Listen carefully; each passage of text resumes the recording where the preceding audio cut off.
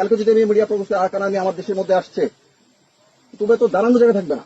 সাম্প্রতিক সময়ে মিয়ানমারের অভ্যন্তরীণ সংঘাতের প্রভাব বাংলাদেশ সীমান্তেও গভীরভাবে পড়ছে। জানা গেছে, আরাকান আর্মির একটি সশস্ত্র পেট্রোল টিম অনিচ্ছাকৃতভাবে বাংলাদেশের অভ্যন্তরে প্রবেশ করলে বিজিবির একটি টহল দল দ্রুত তাদের ইন্টারসেপ্ট করে। ঘটনাস্থলে কোনো রক্তপাত না ঘটিয়ে বিজিবি পরিস্থিতি দক্ষতার সঙ্গে নিয়ন্ত্রণে আনে। বিজিবি সদস্যরা আরাকান আর্মিকে কঠোরভাবে সতর্ক করে বলেন, ভবিষ্যতে এ ধরনের সীমান্ত লঙ্ঘন করলে তাদের আর নিরাপদে ফিরে যাওয়ার সুযোগ থাকবে না। বিজিবি সদস্যের হুঁশিয়ারি ছিল পরিষ্কার, বাংলাদেশের ভেতরে কোনো বিদেশি সশস্ত্র বাহিনীর প্রবেশকে কোনোভাবেই মেনে নেওয়া হবে না। তিনি আরও জানান, এমন ঘটনা মিডিয়ায় প্রকাশ পেলে আরাকান আর্মির কূটনৈতিক অবস্থানও চরমভাবে ক্ষতিগ্রস্ত হবে।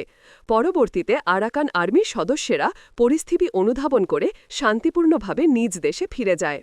তবে এই ঘটনাকে অনেকেই সাধারণ সীমান্ত দুর্ঘটনা হিসাবে দেখছেন না। বিশেষজ্ঞদের মতে এটি বাংলাদেশের সার্বভৌমত্বের সঙ্গে সরাসরি সম্পর্কিত একটি গুরুতর বিষয়। ইতোমধ্যেই আরাকান আর্মি ও আরসা, আরাকান রোহিঙ্গা স্যালভেশন আর্মির মধ্যে চলমান সংঘর্ষে সীমান্ত এলাকায় অস্থিতিশীলতা বৃদ্ধি পেয়েছে। কয়েকদিন আগেই এক বিজিবি সদস্য মিয়ানমার সীমান্তে গুলিবিদ্ধ হয়ে পা হারান। বিশ্লেষকদের মতে দক্ষিণ এশিয়ার ভূরাজনৈতিক উত্তাপ, বার্মা অ্যাক্ট ও আন্তর্জাতিক পরাশক্তিদের ঠান্ডা লড়াইয়ের প্রেক্ষাপটে এই ঘটনাগুলো বাংলাদেশকে আরও সতর্ক হতে বাধ্য করছে।